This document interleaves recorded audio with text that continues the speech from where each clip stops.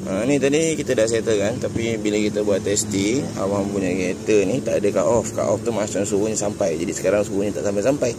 Jadi tadi kita dah try tekan ni, tapi dia punya udara tu masih lagi tak gerak lah, dia punya flip. Jadi sekarang kita tengah tengok kenapa dia punya modul tu tak bergerak. Nak kena study kejap. Okay, so kita dah jumpa punca. Kalau abang tengok kat dalam tu, dia punya tu terkeluar. Dia punya apa namanya, macam gitulah. So nanti kita betulkan kejap lagi.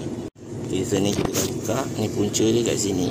Abang tengok ni, nampak ni hitam dia terkeluar daripada situ. Kita masukkan balik.